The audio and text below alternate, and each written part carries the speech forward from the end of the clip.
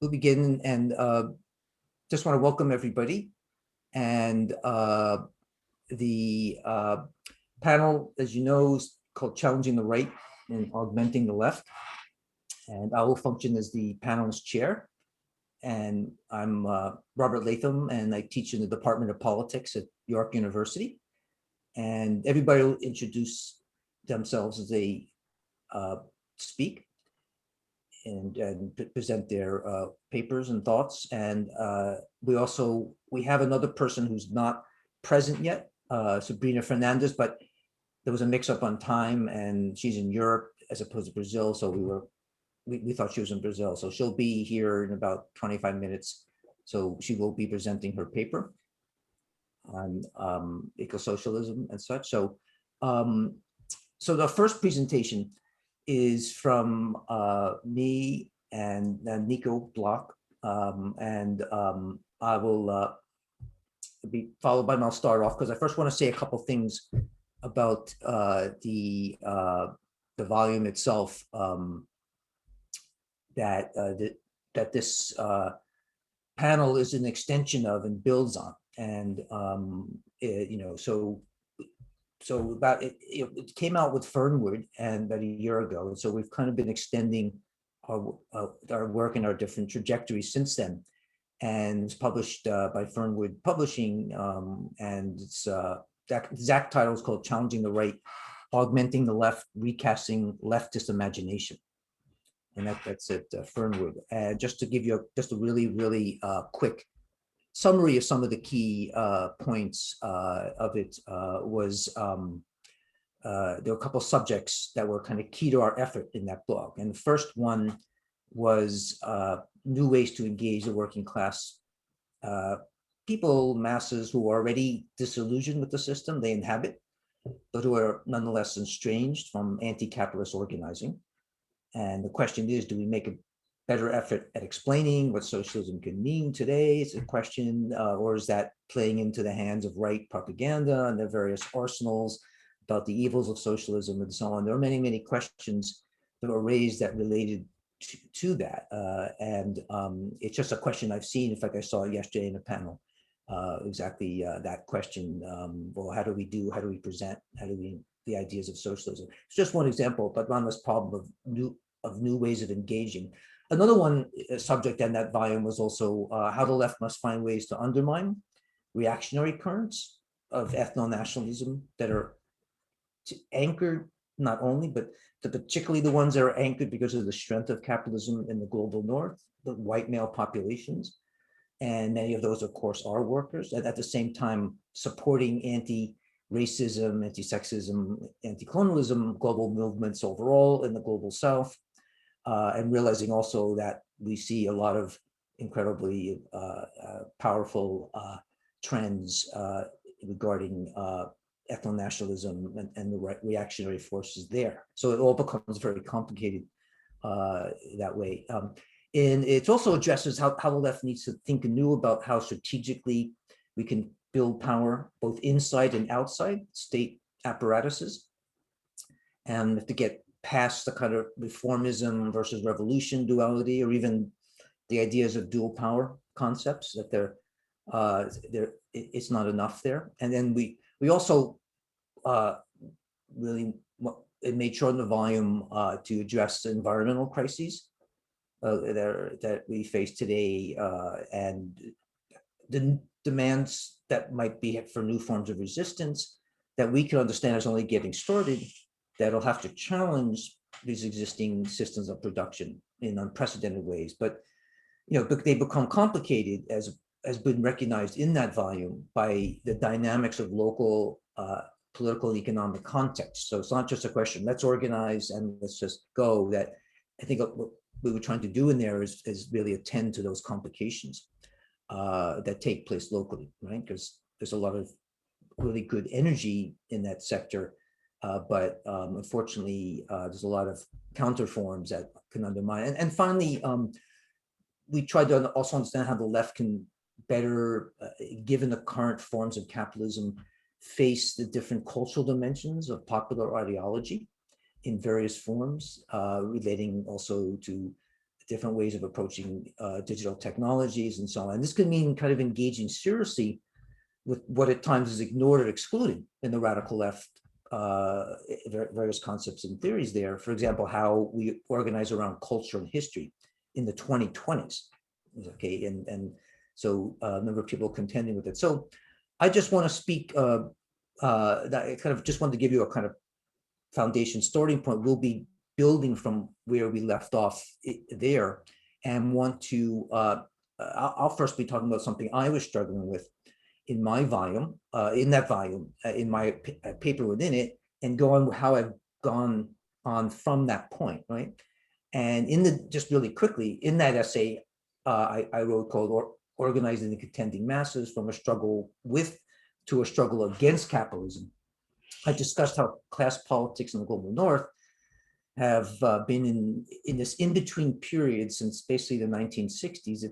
It's neither stable nor verging on a ruptural moment, in a sense, right? We sometimes feel it's verging on it. We look at certain points, 68 and so on. And I looked, for example, in that paper at Detroit and the interesting ways that Black and white workers collaborated there in the late 60s, early 70s. But however, it's still, we don't see rupture in any sort of way. We find moments, and some people do see it in places. I'm typically skeptical of it when I do see big claims about that, but we can talk about that maybe in the Q&A.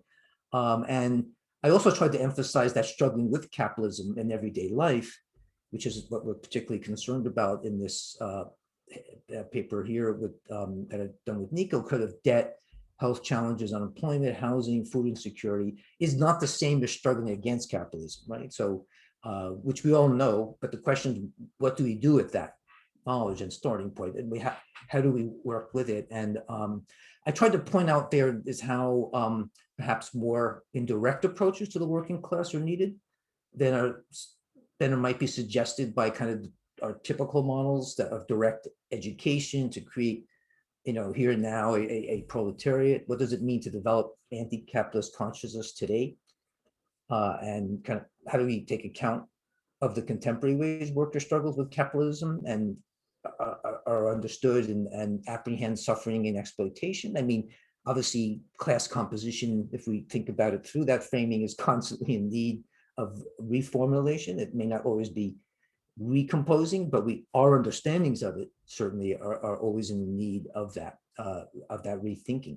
So kind of trying to start from building on that. I mean, that starting point there, I want to just raise a few points before I come to an end, which is, first of all, our long-standing instinct on the left that just, like I mentioned, this recourse to radical education, explicit upfront cultivation of critical self-consciousness, right, it's not something we necessarily have to abandon, that commitment. But how do we further develop ways of applying those commitments in relationship to contemporary possibilities for anti-capitalism? And so that I think there's a difference there. And it might mean engaging even inadvertent anti-capitalist actions and tendencies among the masses. There's a lot of attention, for example, today. I mean, it's like, wow, it's like this explosion. I think it relates to the COVID, which is this mutual aid, like bearing on food, health, information technology, housing, and so on. And rather than dismiss it out of hand as merely a coping tactic within capitalism, why not work on how to use it as a sort of entry point to engage in questions around anti-capitalism and socialism more broadly, right? I mean, I think this is in part, as I see it, as being a student in the last couple of years of the internationals, Marx, when he worked so hard with the trade unionists in the first international. It's been 8 minutes, Robert. But okay, but I also did the introduction. Feel free to wrap up for another minute or two. But Niko, I did the introduction, so that's why that was a separate couple minutes. If you don't mind. Go ahead. Yeah, I'm done. I'll be done really, hopefully in 2 minutes. But so just his approach to the trade unionists was, kind of harsh criticism of mutual aid, was in the very different context of an increasingly conscious proletariat. And we're really on the other side of that development today. So this can entail the encouragement of anti-capitalist organizational inclinations among the masses. Actually, when I think back to the book, there was a chapter in that book by Bertil Ohlmann, who recounts his focus group of workers he organized and how easily they could arrive at expressly anti-capitalist opinion. So just my kind of last comments I want to talk about is sort of why we need, it's a difficult point, but developing an anti-capitalist consciousness in dialectical terms. And the question is, can we develop anti-capitalist consciousness dialectically? And analyzing in very practical realist terms the totality and what the next steps of change might be, discerning kernels of dialectical movement in any given contemporary context. And that means taking account not only of socio-political actions, but also emergent changes in social material life, whether it's social digitization, ecological disasters, and so on, changes in the city. So it's sort of two-dimensional interactions with the masses could be devised, one anchored in current states of consciousness, which is something Lenin had emphasized. The other is the possible next steps of consciousness development, given current conditions, potential changes, interventions on all sides of the political spectrum, and it's based on realistic assessments rather than kind of wish-for outcomes. And this means, of course, recognizing everything we do also potentially empowers capitalism on the right. We have a long history of that. If I had more time, I'd go into how that has happened, but we have to, if we are taking dialectics seriously, all of our moves, ever since the 19th century have been, in many ways empowering, or at least create a defensive force for the for capitalism on the right. So I can't go into the details, but we can't just think in terms of one potential dialectical step. We have to think many steps and map out into the future different strategies, methods, and theory, and think of all those possibilities. We have to also think about all the possibilities in mind that favor capitalism, understanding a movement that does this, X and R, let's say from the left, will create the possibilities from the right, map out how they can exploit it, how then we can react to and do. So build out many steps and possibilities. We typically move in one direction, right? Typically, that's just been our history. Many people thinking about the implications, but of it, but not in an organized way as for building strategy. So I'll just stop there. I would just say it's kind of just as a last sentence or two for you. It is unfortunate that, the dialectical thinking, we have a history of that, Luxemburg, Gramsci, certainly it's there, but they didn't sort of face the challenges that we face today. It's quite different, right? As we all know. So it's, what we say, let's make workers and the oppressed more conscious of capitalism. Well, wow, how complicated contemporary capitalism is now in its incredibly global, multivariate form. And so what does it mean to sort of try to get workers to understand? It's a whole different challenge than one was facing even in 1910. And it's complicated, 1910. No one's denying that, at least I'm not. However, I think it's much more complicated in 2021. And that's the history of capitalism. That's what it does. It becomes more complicated.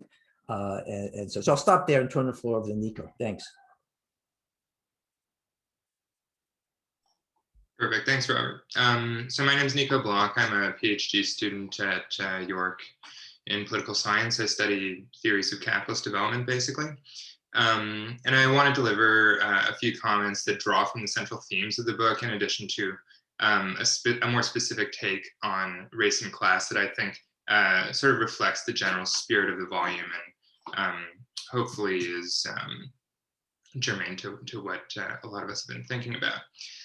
So throughout the Trump era, as we all know, there was sort of an amplification of acrimony within the left between those who blamed race for America's startling iniquities and those who blamed capitalism almost exclusively. So in many ways, I think this was symptomatic of the kinds of infighting that the left often suffers when it's shut out entirely from power. So to be clear, I expect little in the way of lasting change from the Biden administration. And in fact, I even expect that wealth inequality will continue to rise throughout the next several years.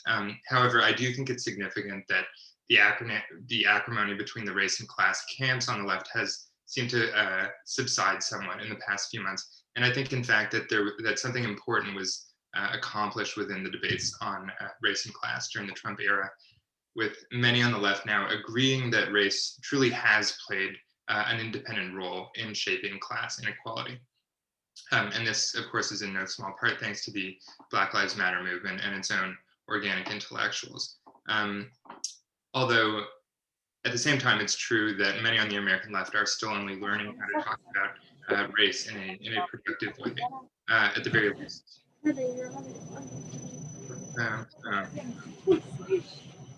Oh, that's Sabrina.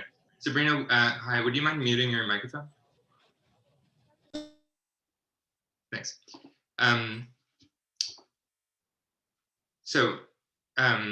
At the very least, I'd say there now seem to be fewer sort of tankies out there on the American left who are kind of stridently promoting class reductionism and treating race merely as an afterthought, which I think is a progressive development.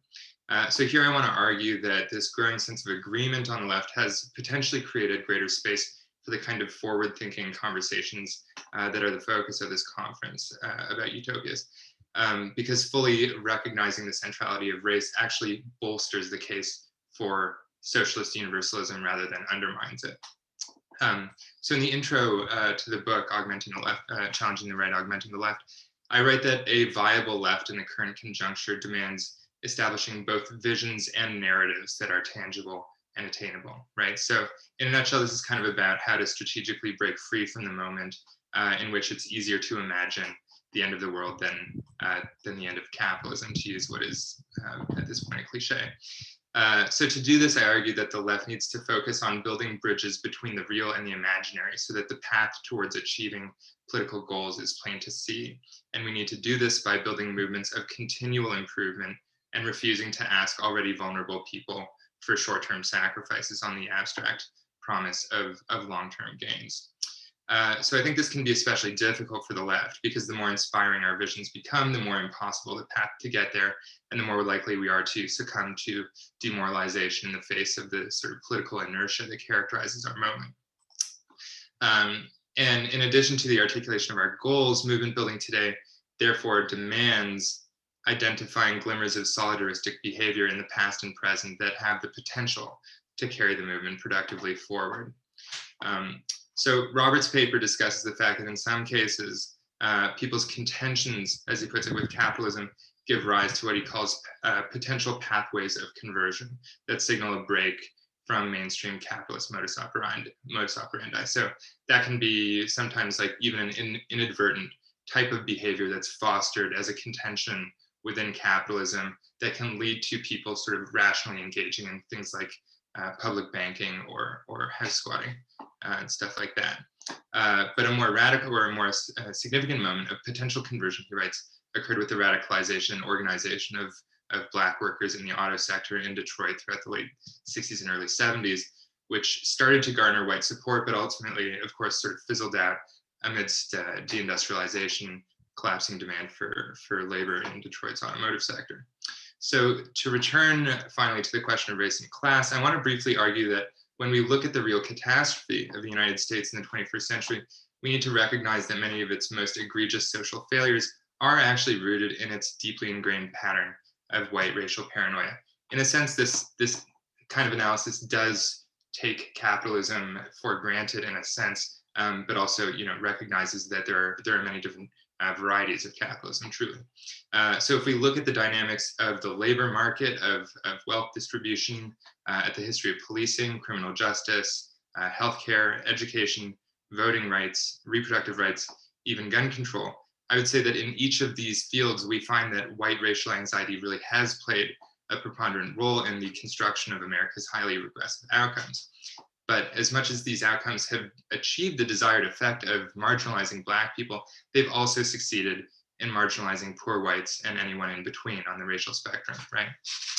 So the net effect is not therefore that all whites actually benefit from racial hierarchy, rather the net effect for American whites is arguably quite negative.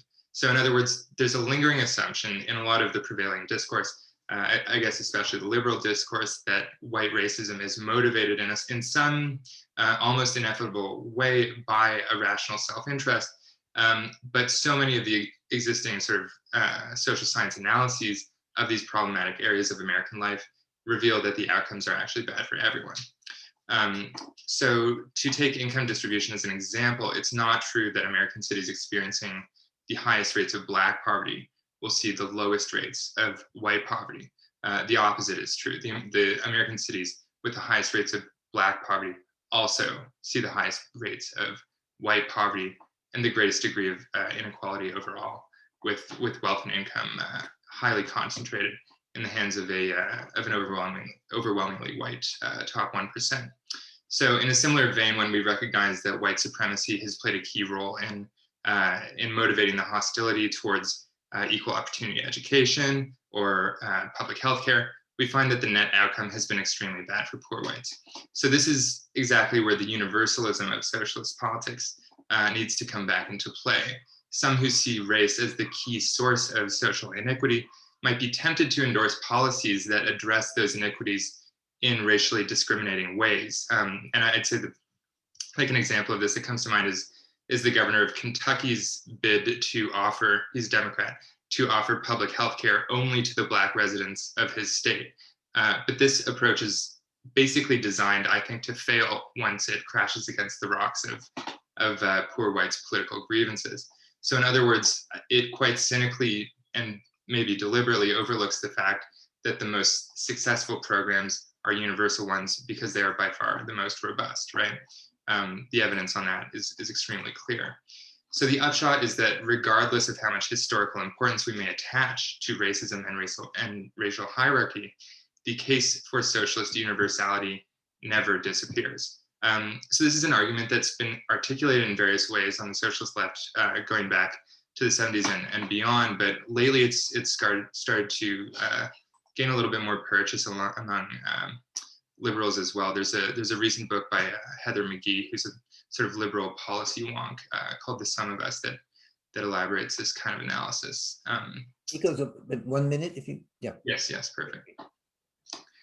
So this is what I mean about drawing distinctions between our prescriptive and descriptive analyses. So if parties enter the movement in good faith, then they may find more common ground in their visionary activist agendas, while the question of historical dynamics, for instance, how much of a role is played by capital or by the capitalist state or by race relations, is no longer weighted so heavily that it will rend the left into alienated and embittered camps, right? So this framing would not necessarily augment the long-standing agenda of the American left because it inherently points in the same direction as socialist politics always have. However, it does indicate that the benefits of any socialistic gains in the American context may extend beyond their immediate economic impact and sort of lay the groundwork for future gains as well. So in a way, I think it's often difficult for academics and social scientists to stick their necks out with concrete proposals that the left must undertake because doing this demands that sort of breaking out of the more conventional expectation of that we focus on strictly historical analyses. But I would say that many of the chapters in Augmenting the Left do precisely this and link their historical analysis with prefigurative visions quite productively. So yeah, I'll leave it at that. Thanks a lot, Niko. So Sabrina, you they are able to do you pay for following the order of the program that's online? I'm not sure there. Sabrina, how about maybe Julian and I can okay, go next, yeah, to give Sabrina a chance to get settled, and then okay. So go last then. Okay, fantastic. Yeah. Okay, I'm gonna just crank up this PowerPoint. Everyone can see, hopefully. Looks good over here. Great. Hey, everyone. Thanks for having us. Thanks to the organizers for putting this all together, persevering. And I'm Julian von Bargen, presenting today with Adam Kingsmith. And Adam, maybe you can say a word or two, but yeah, I teach in arts and contemporary studies at Ryerson University, and was an editor here on our book that we're presenting about. Okay, so let me get started. On the left, there can be a tendency to sort of discount the importance of civil liberties. The argument that we're making today is not that a restoration of civil liberties will save us, from what feels like a resurgent far-right forces. We are arguing, however, that sort of civil liberties can be an essential plank in building sort of left capacity to stand up to these converging forces of right-wing politics and neoliberal austerity that seem likely to shape Canada and elsewhere post-COVID. And in the spirit of augmenting the left, which Rob and Niko have already mentioned, but by which we sort of mean drawing from this sort of rich history of left thought and strategies and sort of organizations and so on, with the specific purpose of really kind of applying those as they're relevant to our sort of contemporary. We draw here today from the work of two organizations in particular, one of which you may have heard of but might not think of as a left organization, and the other one you may not have heard of, the American Civil Liberties Union, or the ACLU, and the Canadian Labour Defence League, or CLDL. Both organizations took civil liberties very seriously because both, I think, understood a direct and sort of enduring connection between the restrictions of civil liberties, repression of labor rights, and the undermining of and attacks on left movements. Okay, so what are these civil liberties? They tend to be defined as fundamental rights granted to the people, as part of a social contract. And we usually see it embodied in a constitution. Now, often these include freedom of speech, thought, assembly, association, worship, and conscience. And sometimes they usually also include principles such as none are above the law, and everyone has the right to a fair trial. Now, the rise of the right, I would say, has sort of shattered two illusions. They're illusions, but anyway, shattered two illusions about civil liberties and civil rights, right? One is that the expansion of equal political and economic rights was largely completed, and that this was sort of an inevitable and irreversible process. And two was that their achievement was a sort of universally shared desire. Here's what I kind of suggest we take away from these civil liberties. That's kind of been sort of made clear, I think. One is that, in fact, civil liberties are not irreversible or inevitable, but are outcomes of historical struggle. And what we find is that when we look into the historical record, there's not some platonic set, no one perfect set of civil liberties that we can just kind of apply everywhere. But rather, civil liberties can contain multiple conceptions about what ought to be protected. So I want to look at some of the people historically, and the ACLU and the CLDL are great examples of this, who were, advocates for visions of civil liberties that we might not recognize when we think in terms of civil liberties today, but are in fact part of a long sort of left tradition that didn't just advocate for them, but struggled for them. The ACLU, there's a few details here on the PowerPoint, but the key part here is this line in quotations. They perceived themselves after their founding as frank partisans of labor, right? And they didn't imagine civil liberties as we see them today. They imagined liberties that were specifically designed, right? It was specifically designed to protect labor's right to agitate, including not just striking, but certainly striking, but also including picketing and boycotting. And they were designed because at the time, there was a counter movement that was trying to implement open shop policies to attack labor unions. But then the ACLU went one step further, right? Not only were they in favor of these rights to agitate, but they actually thought that should be extended to even secondary pickets, boycotts, and strikes, with the idea that unions should be able to attack anything up and down the supply chain that refused to unionize their workforce. And so this wasn't just a way to protect people in their own job, but a deliberate strategy to expand and extend the rights of labor, socially across workplaces all over the place. And this was ideally the foundation for sort of building labor and building working class movements that were empowered not just to stand up for specific sort of local work issues. In Canada, there was also a sort of ACLU counterpart, the CLDL, the Canadian Labour Defence League. This was also a deliberate creation out of circumstances that, as sort of Robert was making the case for earlier, are similar, if not quite maybe as complex as they are today. And this was because between 1925 and 1940, really in the aftermath of the Winnipeg General Strike, over 6,000 individuals across Canada were targeted by law enforcement, and some 4,000 people of Finnish, Ukrainian, and Russian descent were actually deported back to Eastern Europe. And this was all justified because Section 98 of the War Measures Act was used to forbid public addresses at all public meetings that were not in English, as well as legislation that allowed the chief of police to cancel all licenses to public halls and other places of public amusement. It led to, and to any place that rented their premises for communist or Bolshevik public meetings. It led to raids across the country on union organizers, charges of sedition against newspaper editors.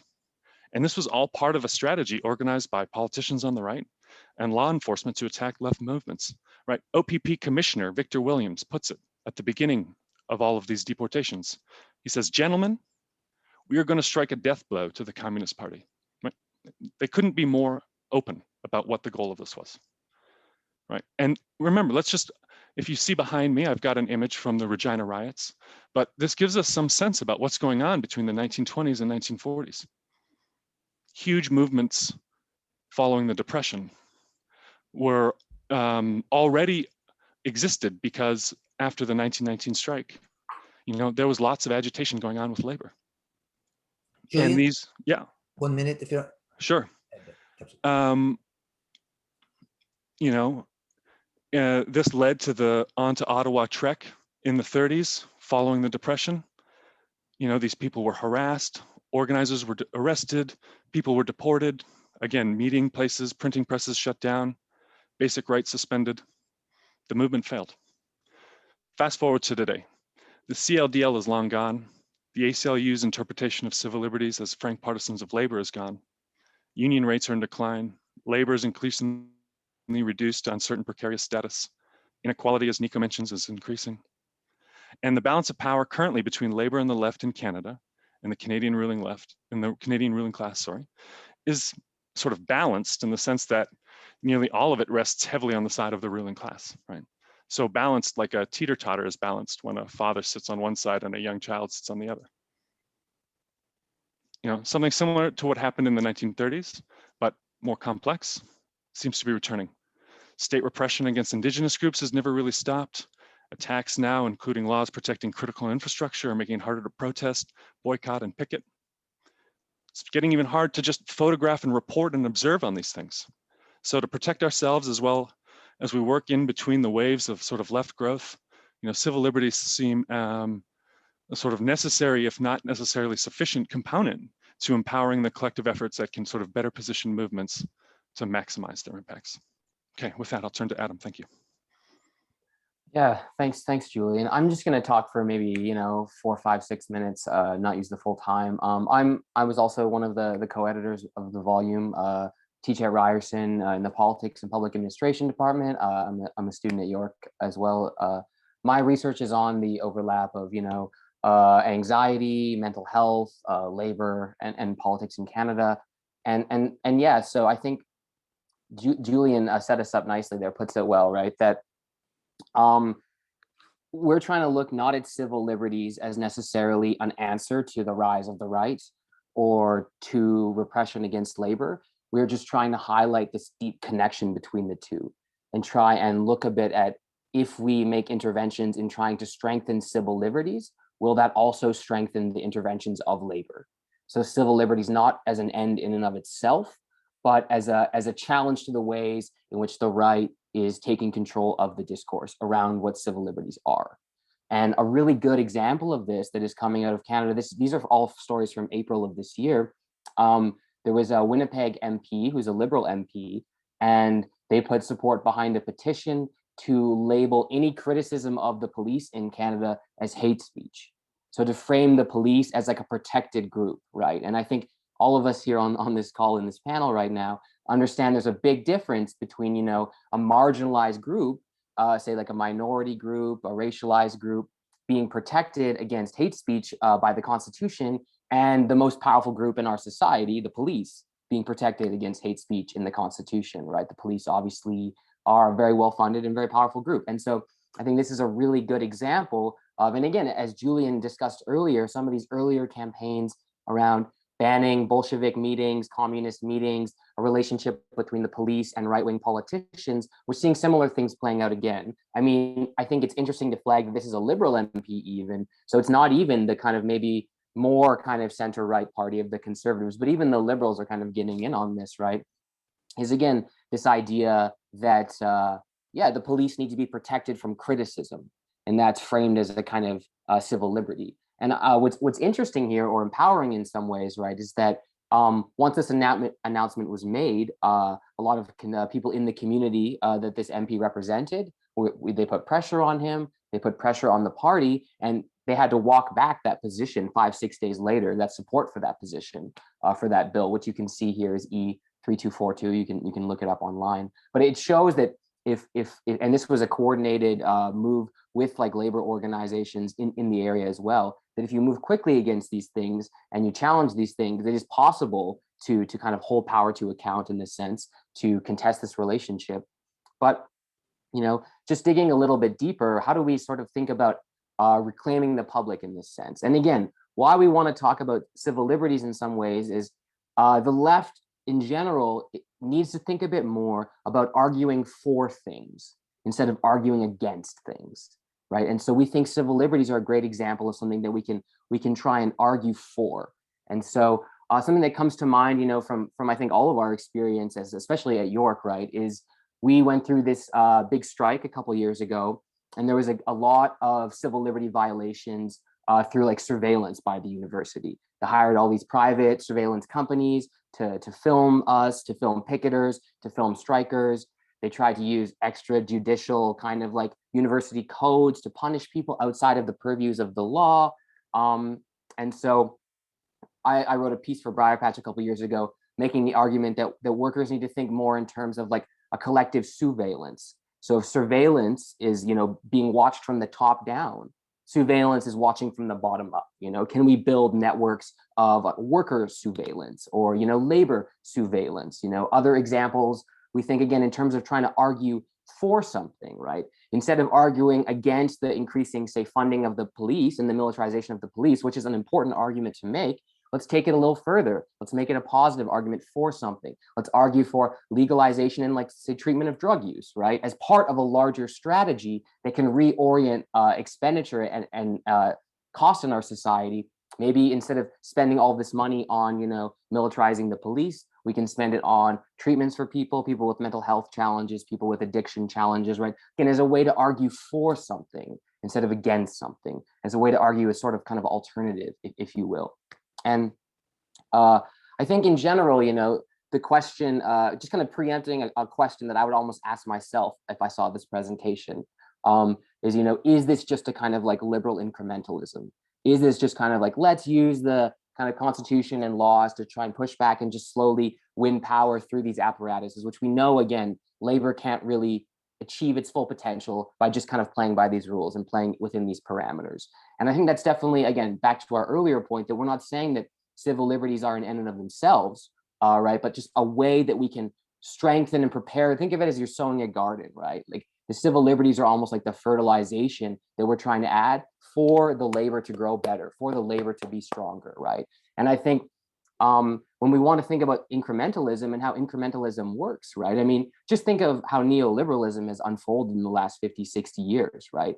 Julian and I were just talking about this morning, preparing for this presentation, but like, where's the neoliberal revolution that took all our rights? You know, it happened slowly over 50, over 60 years, right? Like, I think arguments against incrementalism need to take seriously the way in which the right has been very, very successful in weaponizing incrementalism to slowly take away rights and freedoms over the past 50, 60 years. And so if it works for them as this counterpoint, then we need to take it seriously also. By we, I mean the left, by labor, as a strategy, as something that can be useful and effective, not as the solution, not as an end-term goal, but as something that we can do to try and sow the seeds to make labor stronger and to make labor more effective. And so I think maybe I'll leave it there because I want Sabrina and then the question. So thanks so much. Thanks a lot, Adam. So great, this is perfect. So the floor now goes to Sabrina. And if you want to introduce yourself so people could say what's where they are now contemporarily in terms of their Yes. who they are, so people know who. Yeah, thank you. And then Thank you, Robert. Thank you to the panelists and to everyone in the audience. I'm sorry I am late. I'm currently doing my postdoctoral fellowship in Vienna in Austria, and I'm still having a hard time with time zones and things like that. So I actually want to share a little bit, just one point of a slideshow, actually, just to help with this thing. Well, I did my PhD in sociology in Canada. I'm Brazilian. And I'm currently studying something that's actually a huge follow-up on the chapter that I wrote for the book. And that has led me to rethink on that chapter very constantly. And the opportunity now with the conference to present on this, it was actually really great for my research because it helps me understand even more so the problem with trying to augment the left, looking into Latin America, which is my field of study, and particularly how Brazil is like the perfect case study for what we're dealing with here right now. So in my chapter, I was trying to make a point in terms of how the left in Latin America has really gotten stuck in its own ways, in terms of the way it perceives development, the way it looks into nature, the way it relates to indigenous movements, to campesino movements, and how it kind of got stuck in an idea that, well, if we have been through so much under colonization, the only way for us to actually improve the lives of the people in the continent is to follow up in the steps of the big capitalist superpowers. So obviously that has never even worked because we are dealing with a system dependent capitalism. So for many countries, Latin America is actually perceived as a place where you go to mine, where you go to, get commodities in terms also, you could be about wood, it could be about rubber, and it could be about food as a commodity. And Brazil is a great example of this because most of our exports, they're very much about raw materials, or we're talking, for example, about grains. So we're talking about soy, rice, beans, and so on. And right now, like the biggest exports are coming out of Brazil. We're talking about soy and we're talking about oil. When I started writing this chapter, Brazil was already going through a really complicated situation that reflected much of Latin America, which is the winning out of this pink tide movement, these progressive left governments that Latin America had, and coming back of the neoliberal right, and sometimes the far right in some particular places. So when I was writing this chapter, Brazil was going through a neoliberal right after a coup against the government, and then going to, unfortunately, into a far right moment, which is what we have right now with Jair Bolsonaro. And when I read the chapter again, preparing for today, I decided to show how bad the situation is, because it does seem that we are talking about Latin America in general, so I would include it here. For example, Bolivia, we include Ecuador, and the past election in Ecuador was was a good example of this. Also Peru right now with Fujimori's daughter coming back, situations in Chile, resistance in Colombia as well, with how this tension between the left and the right in Latin America is still very much about a moderate left and a right that is strong, be it neoliberal right or far right. And we have movements usually confronting this traditional left to make sure that, yes, this is not going to be enough. So we have some success right now in Chile, the experience of going through building the elections for the new constitution shows that these grassroots movements that felt even isolated from the most traditional left, they had a really great impact. And Colombia is going through a process of trying to oust Ivan Duque, and that's really quite complicated because there's a lot of repression. But Brazil seems to be stuck, and that could reflect problems in other places. And for me, this has to do with how these different camps see the future of Latin America and Brazil as part of Latin America. For a really long time, we've been calling this developmentalism. So this idea that we just have to catch up. You could have either traditional developmentalism, which is when you have a progressive government that wants to develop, but it thinks that it has to negotiate and make alliances with the dominant class. And this is what happened with most of the pink tide, with the exception, most of all, when we're talking about Venezuela, that had more into a state-led developmentalism. So we are still going to exploit these commodities. We're going to be very extractive in our industries. We're not going to be that careful when it comes to the environmental impacts, but at least we're doing this as part of a strategy for a socialist transition. And a lot of discussions about 21st century socialism in Latin America followed this perspective around state-led developmentalism. And it is a perspective that's always trying to mediate some social environmental needs with these economic priorities.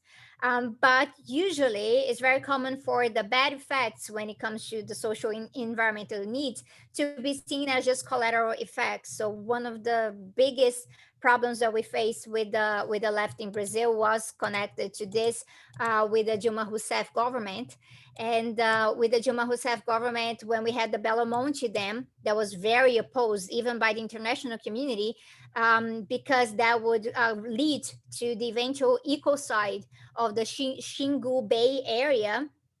And this would affect the livelihoods of the indigenous communities in that region. Dilma called it a bad side effect. It's a collateral effect. This happens. So it becomes normalized.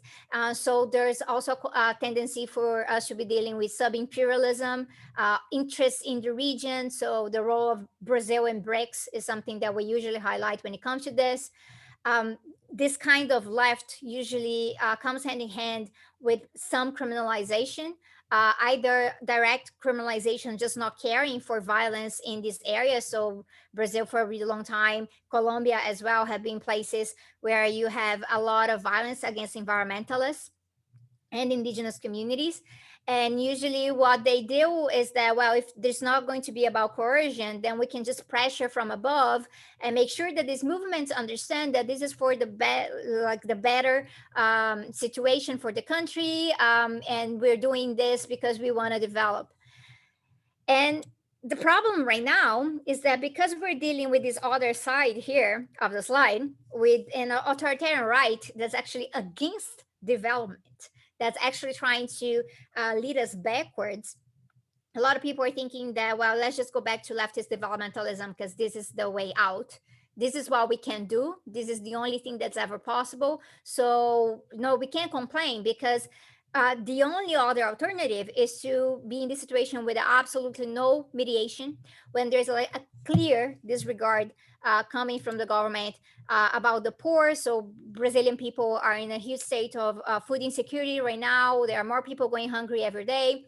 Repression is a very common thing, and criminalization is happening in many different areas. Like I myself have been part of like a government list where they treated me as a detractor, as a traitor of some sort, just for denouncing the neoliberal politics. So this is it's very common right now. There's pressure to go into censorship and things like that.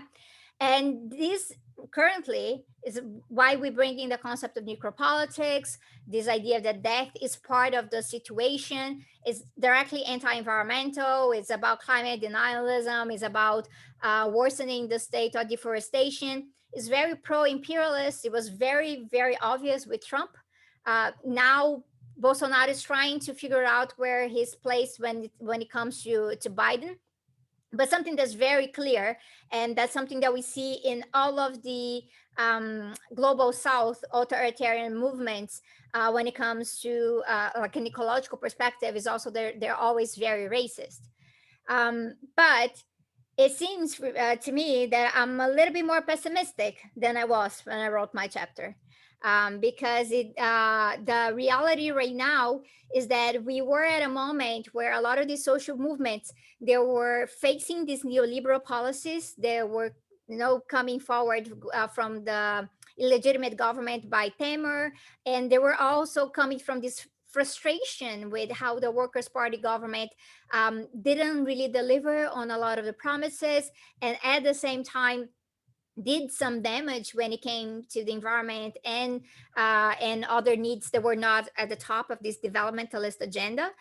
But right now, because things are so bad, we're talking about over 400,000 people dead from the pandemic. We're talking about a very slow vaccine rollout because the government decided to deny vaccines to the people up until the beginning of this year. Actually, there's a huge investigation going on about this.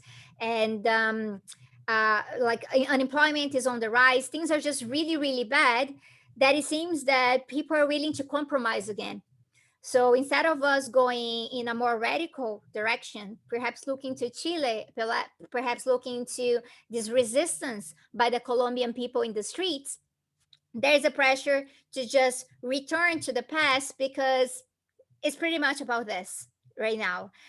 Lula has come back into the picture. Lula was persecuted. Lula was arrested and convicted, and those charges got thrown out because those were really bogus charges. They came part of this political persecution. And it's everything that people talk about. We are in 2021. The federal elections are next year, October 2022. Everyone just talks about these two and who is able to beat Bolsonaro. And because of this, Lula has been trying to create like this broad alliance against Bolsonaro, a broad electoral alliance. And this broad electoral alliance also includes the neoliberal right, not just the left that flirts with neoliberalism, but the neoliberal right. And this perspective that, well, we need to make Brazil happy again. And he kind of gave an interview this week talking about it. So like, I'm here like make Brazil happy again. And to make Brazil happy again, we also need to make sure that banks and large agribusiness and the industry, they're also happy and they're profiting. And what makes this very complicated is basically the situation that there are a lot of reports right now, especially from the beginning of the year, like January onwards, that we are going to a new commodity super cycle. And this commodity super cycle is going to be actually connected to a lot of these environmental discussions about Green New Deal and about renewables and things like that. And this puts a lot of pressure in Latin America, Southern Africa, and a few other places. But looking from the Latin American perspective, let's say Lula comes back.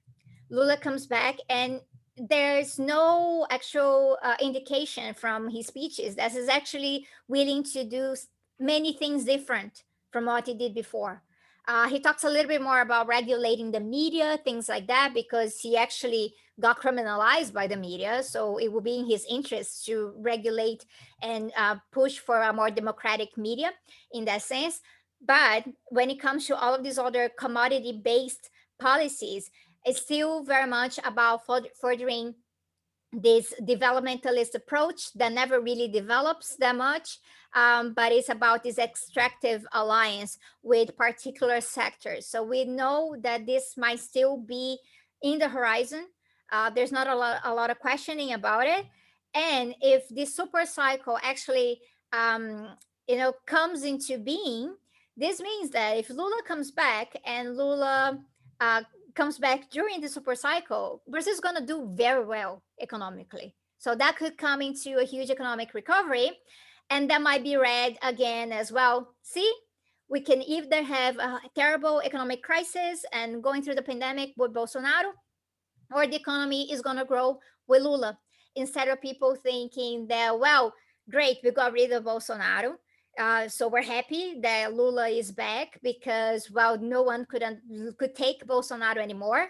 But how can we go further? How can we go in a more radical direction? How can we actually get out of this cycle? The cycle where we're like the right, moderate left, the right and the moderate left, and not really building the foundations for a different, both a different economic approach, but also more solid social approach in Brazil, where social policies are not something that can just be taken away whenever a right-wing government gets elected again, or whenever you have a coup, which is basically the history of Latin America, like imperialist-led coups in the continent.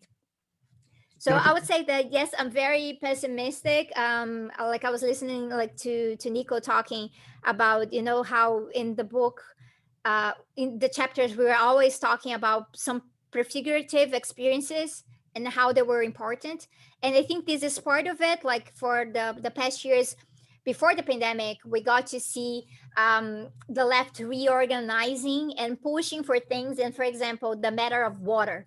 Water is quite a hot topic because it has to do with pushing for agrarian reform. It has to do with the fact that Latin America has gone through terrible experiences with privatization of water. This is still a problem in Chile, and there's a lot of pressure in Brazil around it. And the left is coming together, but as soon as things really, really got worse with Bolsonaro, it seems that we started giving up on part of our imagination and giving up on this utopic feelings that we were having beforehand, and trying to, communicate to people that all that we can do right now is settle. So this is my biggest worry at the moment. I do think that certain things, some of the experiences that are related in the chapter, they need to be looked into, because the chapter is not obsolete at all, because it's showing sort of like an approach to what has happened, why it was bad, why it was limited, why the left needs to grow in a different direction. But right now we're going through a limbo. So this just makes that, for me, this is just proof that we need to keep talking, keep this conversation going, which is part of, like, I know this was basically because of the delay with the pandemic, but having these discussions about augmenting the left every year, every so on, I think this is really important, because we need to keep looking into these things and like looking to the record and see when we're giving, like, perhaps, moving forward, like one step forward. And sometimes, as in the case of Brazil, I feel like we're going 2 steps back, and perhaps recovering some of these experiences that we're getting out of this little box of thinking of development in a very capitalist way.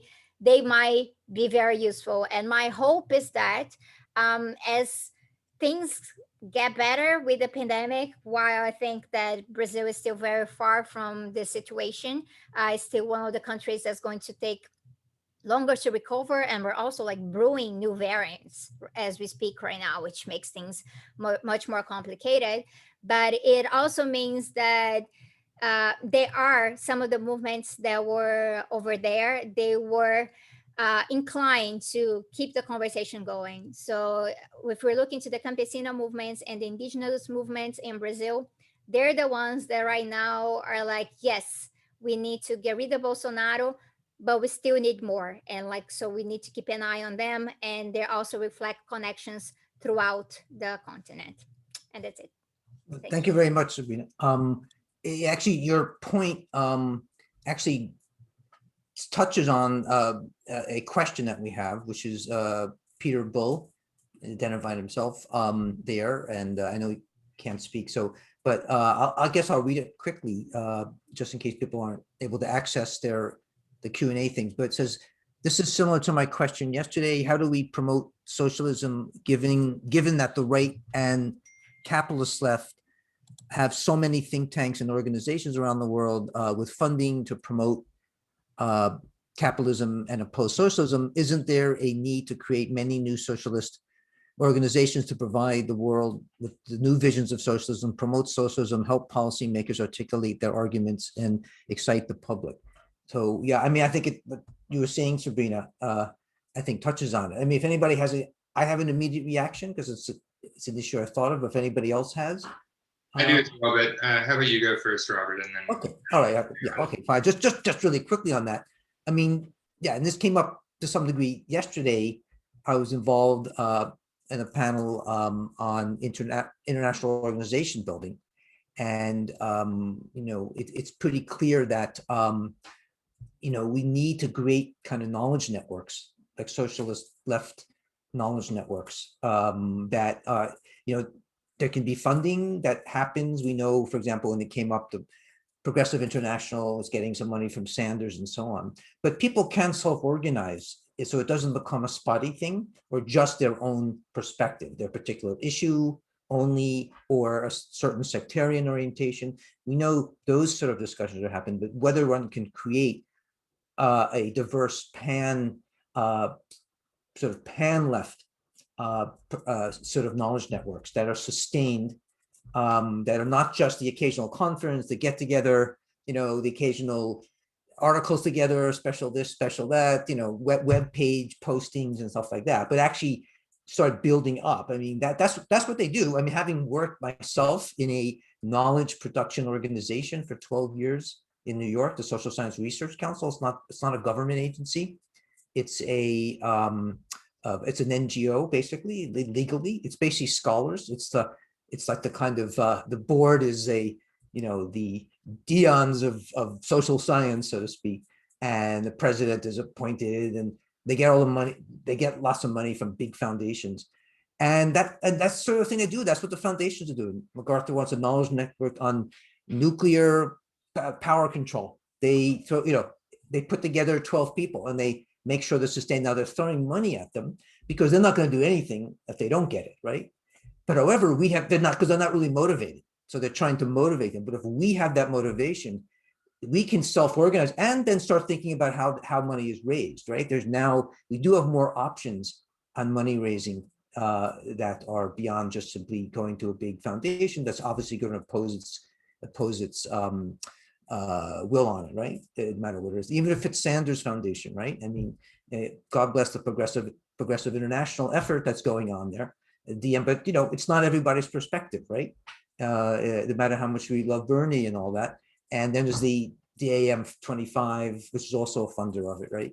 And that's also a particular. So that's the question. I mean, the question is, how do we get beyond just saying we have to do that, right? That of course is a problem. But if anybody else wants to take on this question of kind of knowledge, and we're all speaking to it in different ways, right? And that's for sure. I mean, not like Sabrina raised it as a need, but everybody said this is what we need to do. And we all kind of know it, but here we are kind of stymied, right? Collectively, not just us, but I think everybody is, you know, they know stuff has to happen. And anyway, Julian, to unmute. Yeah, I just thought, yeah, I might, you know, we're making an argument for civil liberties. I agree, we have to build things, despite this kind of tension between how long do we have to build and how long until we have climate issues. But I would also just point to one of the other chapters in our book quickly, the Curtis and Paulson chapter, because they make this kind of interesting observation about the Great Britain Communist Party, which was that when it found its kind of cultural prominence and had sort of turned into, you know, started to sort of churn out literature that was really popular, periodicals that were getting read more and more, and they found like they had built this cultural cachet. At the same moment they built their cultural cachet, they actually hit their sort of low point when it came to membership. So there wasn't actually, just in the history they told, there wasn't actually a link between the sort of growth of the sort of cultural institutions and the growth of the party, which was a kind of surprising takeaway, I thought, from a really interesting piece. So anyways, I just throw that out there because the links aren't always clear. And I mean, the other thing that sort of was in mind too was, and this might be because I just listened to the Revolutions podcast telling of the Russian Revolution, but in the telling there, the knowledge builders, the intellectuals, they're calling themselves the vanguard, but they're always chasing. And so it's like, what is the question of kind of catching up and actually delivering to the people who were at the front information that might be helpful was, again, it was not a direct linear relationship. They were behind, not in front, so to speak. Anyways, just a few thoughts. I just want to jump in quickly because it ties into your point, Julian, of how do we kind of get ahead and stop chasing maybe. And I think the point is, I mean, people are obviously open to a lot of the ideas that we're talking about, redistribution of like property and wealth and increased equality and not the destruction of the natural environment, and there are places that are trying to do interventions in really interesting ways. One group that comes to mind is like a UK left think tank called Automate. And they picked a framing that is kind of neutral. Let's look at the problem of automation. But then they're trying to make direct interventions into like, how do we help workplaces deal with this problem from a left perspective? Because there aren't a lot of those kind of groups, right? Like, where's the left RAND corporation? Where's the left kind of like think tanks? Like, where are we trying to build those things? We have lots of reading groups, lots of degree programs. Those are all great. But like, we're also not often trying to make interventions in these ways. We are chasing. And I think the way to get ahead is to do things like this group in the UK, Automate, who's like taking a problem like automation that can be framed in a very neutral way, depending on who you need to appeal to and where and why. But you can make really tangible interventions and develop really important data that can be used in labor movements, used in organizing. We can actually, like, are we thinking about AI from a left perspective? Are we thinking about machine learning? Are we thinking about these fundamental problems? Not often. Yeah, that's all I'll say there. Yeah, that's great. If anybody else wanted to jump in or just one more. Oh, please, Niko, please go ahead. Yeah, so I think it's a really good question. And I guess the first thing that comes to mind for me, well, I mean, first of all, I want to stress that I think that the premise of the question is entirely correct. But there are sort of two things. One is that there are a couple of left-wing think tanks that strangely do have or can have relatively outsized impact compared to their relatively meager financial basis, right?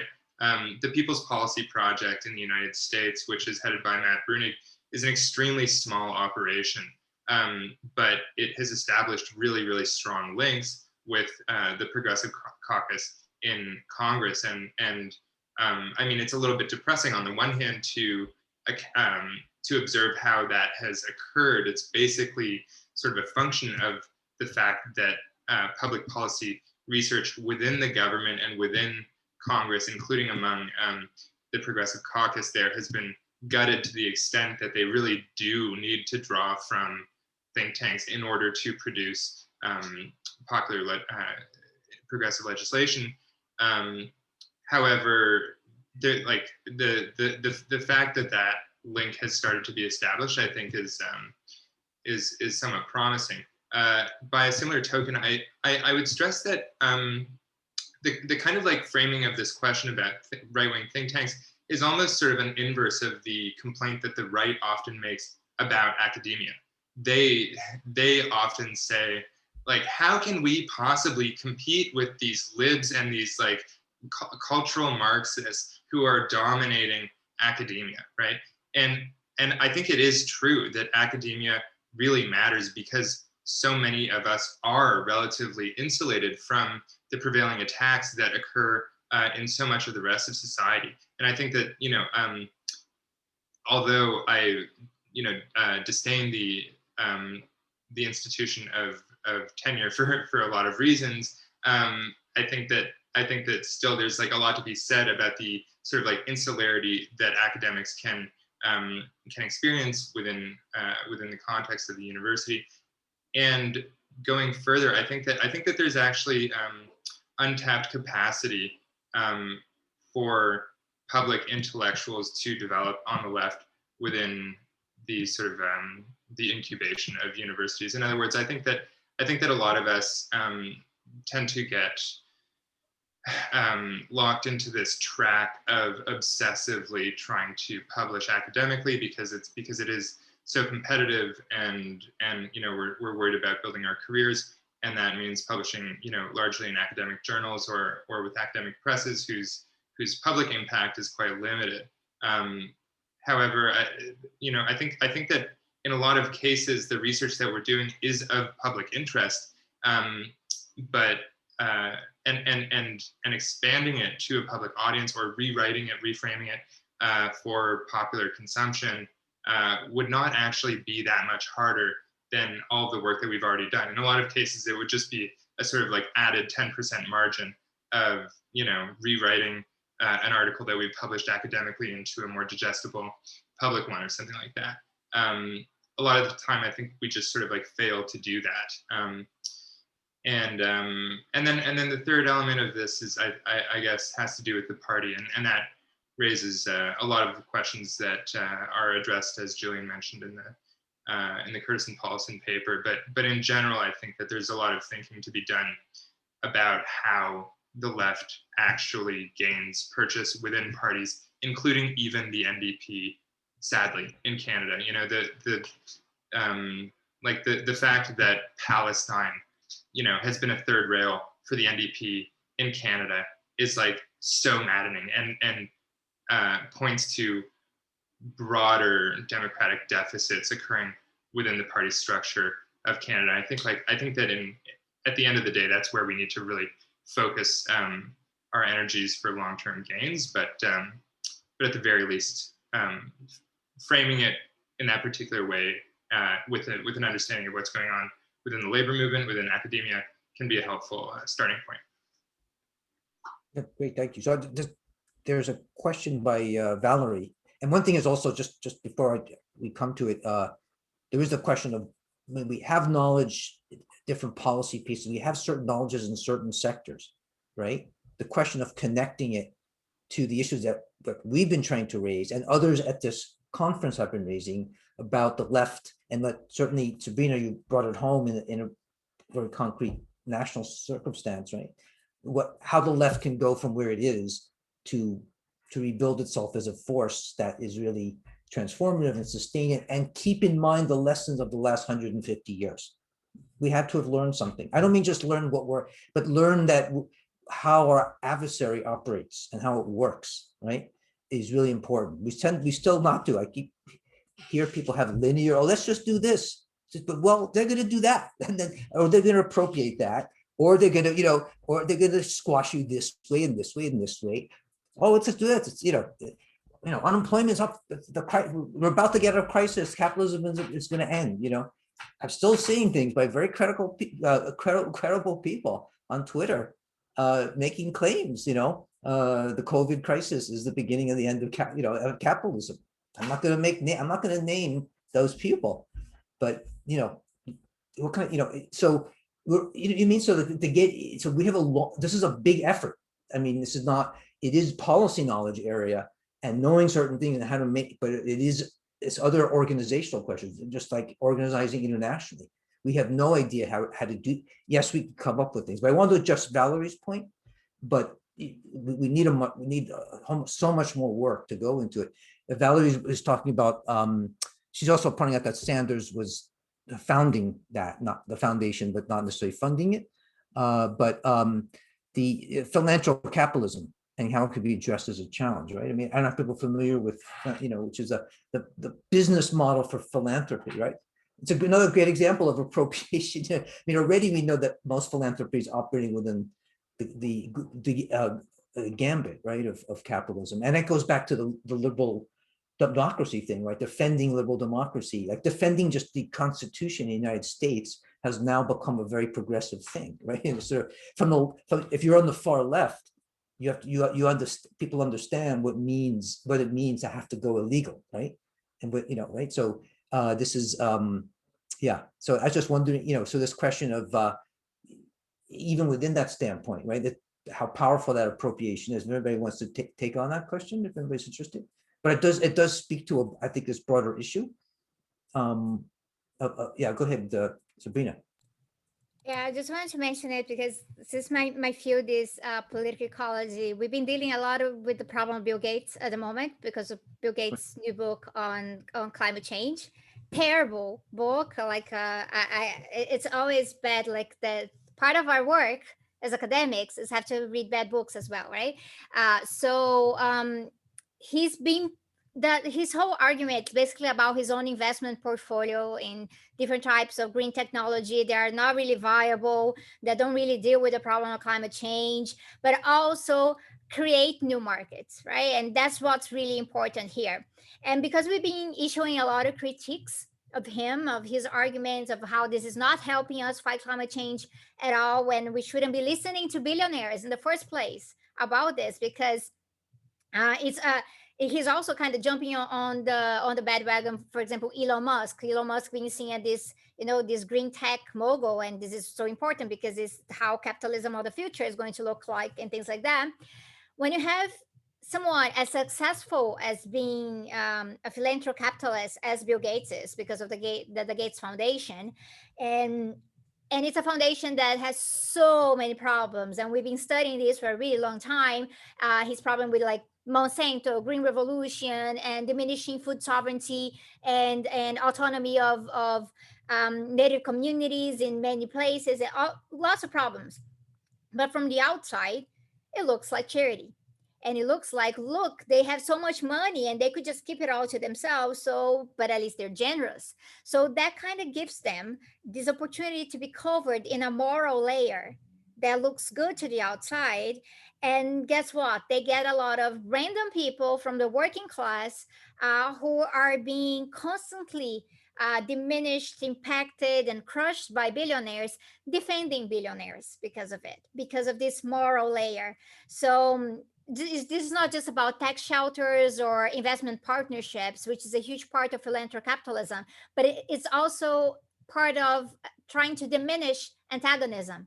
And this is part of a problem that we face today, because the whole situation with Trump getting elected, and in other places as well, people saying, oh, we need to get rid of this polarization because it's so bad, just this side against that side. We need to find a middle ground. And the billionaire philanthropic capitalist tries to look like the middle ground. See, I am a huge capitalist. I'm making a lot of money, but I also have these social concerns. So why are you trying to make opposition to me? And this is really bad in terms of even fostering class consciousness in the working class, because sometimes it's much easier for you to be angry at your manager, really low level manager, than understanding what Jeff Bezos represents. And then the room that you're going to find here is that, no, they help a lot of people. So why are you complaining if you buy something on Amazon, or if you have like a Microsoft product running on your computer and things like that? So that gives it back to the individuals, because it's just about individual morals. So philanthropic capitalism has a lot of different traps within it. Go ahead. Yeah, I just wanted to add something really quick. Yeah, I mean, I'm glad you mentioned, obviously, Elon Musk is a great example of this, Sabrina, because, when I talk to my students about this, when I'm teaching, again, this is a historical materialism conference, right? The secret weapon of the left often is historical context.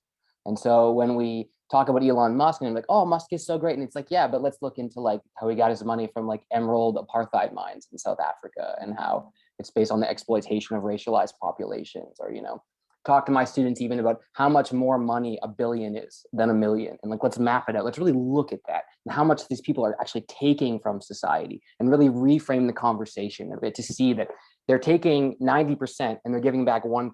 Is that really like, a good calculus, a good operation? And it is a challenge, because the impetus often, at least in my experience teaching like intro Soc, intro Pauls, is these people are venerated. They're treated as gods, essentially. And if you can just reframe the debate, get material, get historical, it can really be helpful to kind of debunk some of this feeding into this obsession over these kind of like weird capitalist celebrities, for sure. Yeah. So anyone else want to? Yep. Yeah, if I could just, I would just want to like quickly echo, I guess, what Adam has just said. I think that like the most serious danger that is posed by philanthrocapitalism is that it works, is that it does exactly what it's designed to do, which is to frame billionaires as a good thing for society.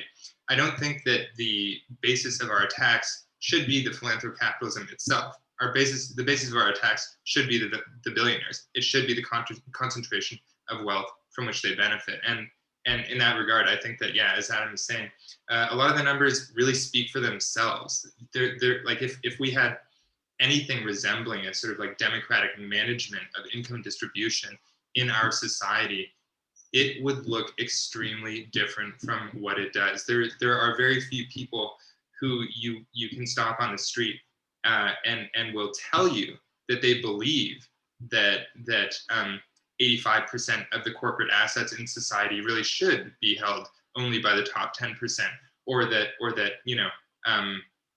trillionaires should exist within the next within the time horizon of the next 15 years or something like that. Like, no one believes in that stuff, and I think that like maintaining the focus on those basic numbers that are more and more accessible with each passing year, and fostering a sense of empowerment and interest, specifically, I think, in taxation and in just this basic concept of like eliminating the billionaire class, because $1 billion is simply too much money for a person to have, can be maintained, while this conversation about philanthrocapitalism hopefully just like stays on the sidelines.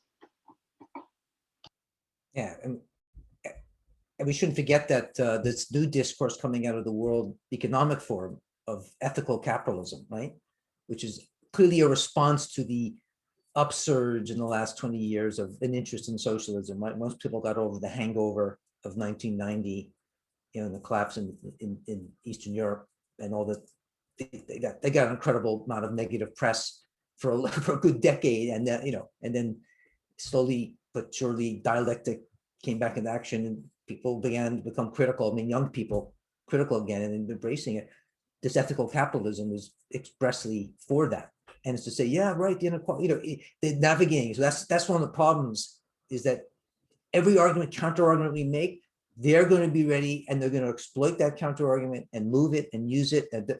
So the question is also that how we've become much more nimble and have a broader framing for getting ahead of how appropriation happens, right? That in some way then says, yeah, look, capitalism is ethical. And suddenly they've taken that critique and they've covered it over the way Gates has, covered over his environmental catastrophes involvement, and keeps getting away with it. And the question of education, student education, yeah, it's an important battleground. We should not forget the right is very rare. The reason why cultural Marxism is part of the picture now, because they want to get the universities, they want K through university. And the US now, they're taking over school boards. Republicans that's one of their main target now. And it's one hand, they want to control, start there, but they also want to get, it's also a pathway to an election, right? It's there to the city council and so on. So what is our infrastructure? It is education. We still have that to a degree, right? Because it's obviously been limited by neoliberal universities and retrograde groups running local school boards. But we've got that. We have some parties, like Democratic Party, at least it's a space of some possibility that isn't right wing, right? So we have to really be careful. We could, they take media, they basically have for the most part. People don't pay attention to CNN, and they laugh, So they have radio, they have local spaces, at least, not in the major cores, urban cores per se, but in lots of areas, the so-called red zones in the States and Canada, the blue zones. All you see is a church and you hear right-wing radio. I drive through places like that when I drive to the States, and it's like, wow. I said, there's not one other thing, it's like faintly hearing like PBS, which is hardly progressive in any way. But anyway, Niko. Yeah, I just wanted to suggest that we wind it down Yeah. since we've already gone over time. Yes. I'm just concerned about this tendency that we all have to prattle on. Right, exactly. We could go on to this. It's unfortunately a big problem, but she did give us Eliana had give us some extra time to do it, but thank you, Ariane. But anyway, yes. So obviously these issues are we could spend many days and even 3-day conferences and barely touch the surface. So that's another problem, right? How do we get past that problem?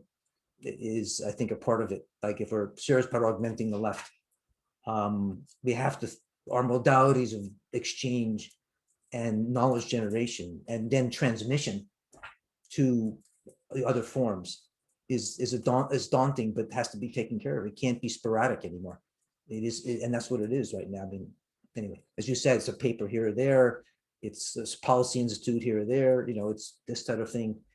Anyway, well, thanks everybody for coming and being part of it. I appreciate it. And and Ariane, thanks for helping to facilitate this. You're welcome. Yeah. Thank you all for your presence today. Yeah, Mhm. thanks everyone. You Yeah, all. thanks everyone. So, Have a Good good to day. see you all. Yeah, bye everybody. Take care.